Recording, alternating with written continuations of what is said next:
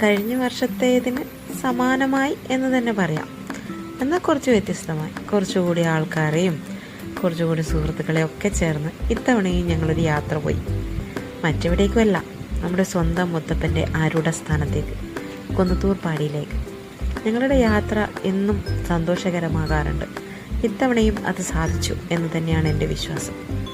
ഫ്രണ്ട്സും ഫാമിലിയും എല്ലാം ഒത്തുചേർന്നൊരു യാത്ര, ഒരടിച്ചുപൊളി യാത്ര എന്ന് തന്നെ പറയാം. നമ്മൾ അമ്പലത്തിലേക്കാണ്, അല്ലെങ്കിൽ മുത്തപ്പൻ്റെ ആരൂഢ സ്ഥാനത്തേക്കാണ് പോയതെങ്കിലും നല്ല രീതിയിൽ എൻജോയ് ചെയ്തിട്ടാണ് യാത്ര ആരംഭിച്ചത് എന്നല്ല, ഞങ്ങളുടെ യാത്ര അവസാനിപ്പിച്ചതും അങ്ങനെ തന്നെയാണ്. അതെപ്പോഴും അങ്ങനെ തന്നെയാണ് ഉണ്ടാവാറ്. അത്രയ്ക്ക് വൈബിളുള്ള ആൾക്കാരാണ് ഞങ്ങളുടെ കൂടെ വന്നത്.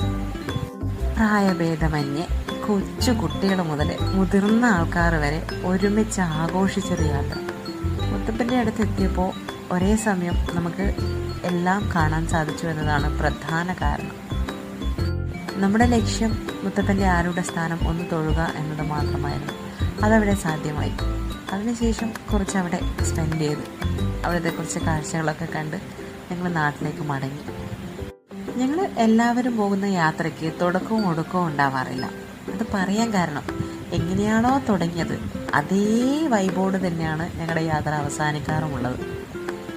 കുന്നത്തൂർ പാടിയെക്കുറിച്ചോ അവിടുത്തെ മുത്തപ്പനെ കുറിച്ചോ എന്നും കൂടുതലായിട്ട് പറയേണ്ട ആവശ്യമില്ലല്ലോ. കാരണം എല്ലാവർക്കും അറിയാവുന്ന ഒരു കാര്യമാണത്. അതുകൊണ്ട് തന്നെ വീണ്ടും വീണ്ടും പറഞ്ഞ് ബോറടിപ്പിക്കുന്നില്ല.